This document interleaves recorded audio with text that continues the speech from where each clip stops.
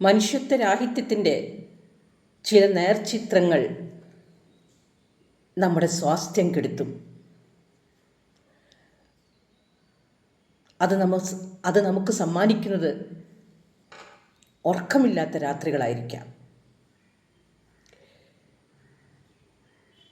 എത്ര കണ്ട് കനൽ വഴികളിലൂടെ സഞ്ചരിച്ച മനുഷ്യനാണെങ്കിലും ദുരിതങ്ങളും പ്രാരാബ്ധങ്ങളും പേറി തഴമ്പ് പിടിച്ച മനസ്സാക്ഷിയാണെങ്കിലും ഇത്തരം കാഴ്ചകൾ കാണുമ്പോൾ നുറുങ്ങിപ്പോകാതിരിക്കില്ല. അത്തരം ഒരു കാഴ്ചയാണ് ഇന്ന് ഞാൻ വാർത്തയിൽ കണ്ടത്. മനുഷ്യത്വരാഹിത്യത്തിൻ്റെ അല്ലെങ്കിൽ ക്രൂരതയുടെ ഏറ്റവും വികൃതമായൊരു കാഴ്ച. മറ്റൊന്നുമല്ല, അത് ഗാസയിലെ പട്ടിണി പാവങ്ങൾക്ക് നേരെ ഉതിർക്കുന്ന കാഴ്ച. ആ വാർത്ത, ആ യുദ്ധത്തിൻ്റെ വാർത്ത, അല്ലെങ്കിൽ രണ്ട് ചേരികളുടെ അവരുടെ വടംവലിയുടെ, ആ യുദ്ധത്തിൻ്റെ അവരുടെ പോരിൻ്റെയൊക്കെ വാർത്ത നമ്മൾ ശ്രദ്ധിക്കാൻ തുടങ്ങിയിട്ട് ഏറെ കാലമായി. അതിൻ്റെ ന്യായാന്യായങ്ങളിലേക്ക് കടക്കുകയല്ല ഞാനിപ്പോൾ ചെയ്യുന്നത്. പലസ്തീൻ്റെ ഭാഗത്താണ് ശരിയെന്നോ ഇസ്രായേലിൻ്റെ ഭാഗത്താണോ ശരിയെന്നോ അല്ലെങ്കിൽ ശരികേടെന്നോ അല്ല എൻ്റെ ഇപ്പോഴത്തെ വിഷയം.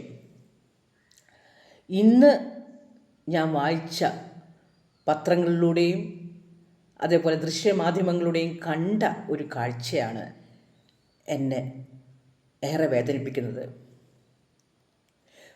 വരി തെറ്റിച്ചു, അതായത് അവിടെ ഭക്ഷണ വിതരണം നടക്കുന്നുണ്ട്. ഭക്ഷണ വിതരണം നടക്കുമ്പോൾ വഴി തെറ്റിച്ചു എന്ന് പറഞ്ഞ് ഉറുമ്പുകളെ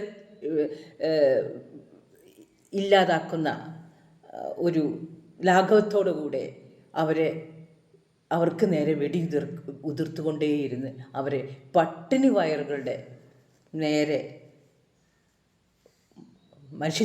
ജീവന് ലവലേശം വില കൽപ്പിക്കാതെ കൊന്നൊടുക്കുന്നൊരു കാഴ്ച.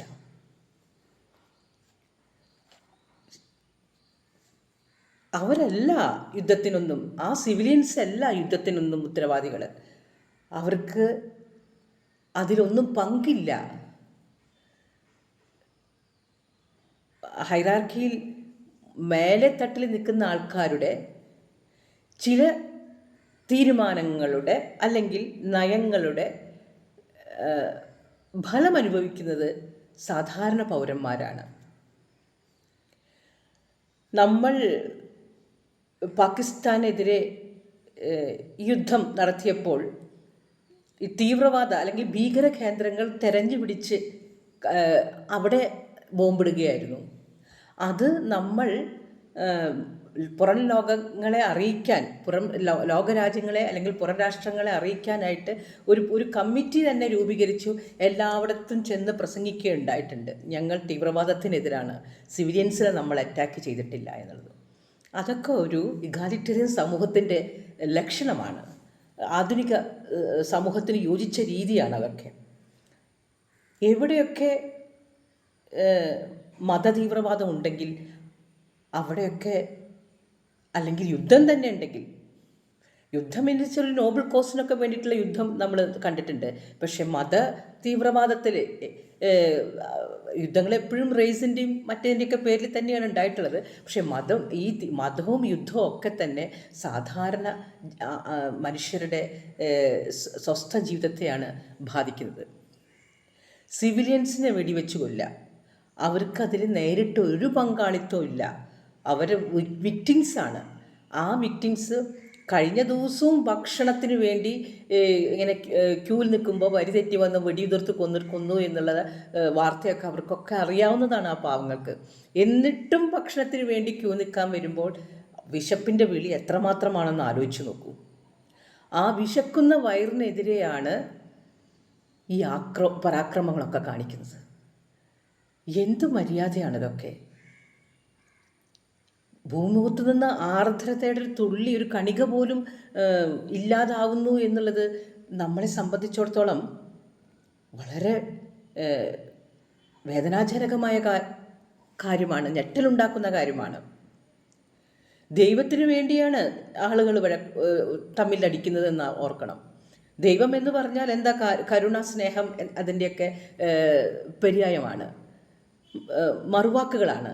ആ ദൈവത്തിന് വേണ്ടി ഇങ്ങനെ മനുഷ്യർ തമ്മിലടിക്കുക എന്നുള്ളത് എന്ത് വിരോധാഭാസമാണെന്ന് ആലോചിച്ച് നോക്കൂ. ഹമാസ് പറയുന്നത് തന്നെ ദൈവം ഞങ്ങളുടെ ലക്ഷ്യം, പ്രവാചകൻ ഞങ്ങളുടെ മാതൃക, ഖുറാൻ ഞങ്ങളുടെ ഭരണഘടന, ജിഹാദ് ഞങ്ങളുടെ രീതി, ദൈവത്തിനുള്ള വേണ്ടിയുള്ള മരണം ഞങ്ങളുടെ അദമ്യമായ ആഗ്രഹം, അന്തിമ വിധി ദിനം പ്രഖ്യാപനം വരുന്നത് വരെ പലസ്തീൻ കൈവശപ്പെടുത്തുന്നത് ഞങ്ങളുടെ അവകാശം എന്നൊക്കെയാണ് പറയുന്നത്. തീവ്രമായ ഭാഷയിൽ ഒരു സംഹിത ആശയ സംഹിത ഉണ്ടാക്കിയിരിക്കുകയാണ്. ഇത് 21-ാം നൂറ്റാണ്ടിന് യോജിച്ചതല്ല ഫെനാറ്റിസിസം, മതതീവ്രവാദം, മതഭ്രാന്തൊന്നും. ഇസ്രായേലും ഇനി ആരൊക്കെയാണ് ഈ തിയോക്രസി കൊണ്ടുവരുന്നത്? ജനാധിപത്യം ഏറ്റവും വിശിഷ്ടമായി നമ്മളൊക്കെ ഏറ്റവും എല്ലാവരും റെക്കമെൻഡ് ചെയ്യുന്ന ഏറ്റവും അഡ്വൈസബിളായിട്ടുള്ളൊരു ഭരണകൂടം എന്ന് പറഞ്ഞാൽ ഡെമോക്രസിയാണ്. തിയോക്രസി ഉള്ളിടത്തൊക്കെ തന്നെ ജനങ്ങൾ സ്വസ്ഥമായി ജീവിക്കുന്നില്ല. അപ്പോൾ ദൈവത്തിൻ്റെ നാമത്തിൽ സ്വാസ്ഥ്യം കെടുത്തുന്നത് എന്താണെന്ന് എനിക്ക് മനസ്സിലാവുന്നില്ല. അതിൽ ആരൊക്കെയാണ് ലാഭം കൊയ്യുന്നതെന്ന് നമുക്ക് മനസ്സിലാവുന്നില്ല. മറ്റുള്ള തൻ്റെ വിശ്വാസത്തിൽ അല്ലെങ്കിൽ തങ്ങൾ വിശ്വസിക്കുന്ന ആ ഐഡിയോളജിയിൽ അല്ലെങ്കിൽ ആ റിലീജിയനിൽ വിശ്വസിക്കാത്തവരെ മുഴുവൻ കൊന്നൊടുക്കാൻ ഏത് ദൈവമാണോ പറഞ്ഞിരിക്കുന്നതെന്നും എനിക്ക് മനസ്സിലാവുന്നില്ല.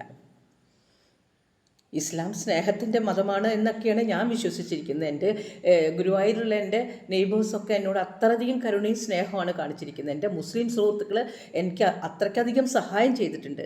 പക്ഷേ എന്തിനു വേണ്ടിയാണ് ഈ യുദ്ധം എന്നെനിക്ക് മനസ്സിലാവുന്നില്ല. ഇതിൻ്റെ ന്യായ അന്യായങ്ങളിലേക്കല്ല ഞാൻ പോകുന്നത്. പക്ഷേ പട്ടിണി കിടക്കുന്ന വയറിന് നേരെ വെടിയുതിർക്കുന്നത് എന്ത് ഐഡിയോളജിയാണ്? കണ്ടിട്ട് നമ്മൾ ഓരോ യുദ്ധമില്ലെങ്കിലും യുദ്ധസമാനമായ സാഹചര്യത്തിലൂടെയാണ് ഞാനൊക്കെ കടന്നു പോകുന്നത്. വിശപ്പിൻ്റെ വിളിയൊക്കെ നമുക്കൊക്കെ നല്ലവണ്ണം ആകുന്നുണ്ട്. കാരണം ഇവിടെ നേരെ ചൊവ്വെ പണിയെടുക്കുന്നവർക്കൊന്നും കാശില്ല. കട്ടിട്ടും പിടിച്ചു പറിക്കുന്നവർക്കൊക്കെയാണ് ഇവിടത്തെ കാശുള്ളൂ. ആത്മാർത്ഥതയുള്ളവർക്കൊക്കെ കോർണർ ചെയ്യുന്നൊരു സമൂഹം തന്നെയാണ് നമ്മുടേതും. പക്ഷേ ഈ കാഴ്ച വല്ലാത്ത വേദനയാണ് ഉണ്ടാക്കുന്നത്. നമുക്ക് യുദ്ധങ്ങളോടൊക്കെ ഇനിയെങ്കിലും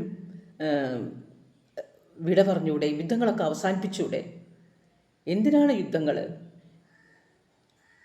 വളരെ കുറച്ചു കാലം നമ്മൾ ഈ ഭൂമിയിൽ ജീവിക്കുന്നുള്ളൂ. പരസ്പരം എല്ലാവർക്കും അങ്ങോട്ട് സഹായിക്കുകയും എല്ലാം സബൂറാക്കുകയും പൊറുക്കുകയും ഒക്കെ ചെയ്ത് മുന്നോട്ട് പോകുന്നല്ലേ നല്ലത്. ഗാസ ആയാലും ഇന്നത്തെ ഈ കാഴ്ച അത്രയേറെ വേദനയുണ്ടാക്കി. മനുഷ്യരല്ലേ, പുഴുക്കളല്ലല്ലോ, ഉറുമ്പല്ലല്ലോ.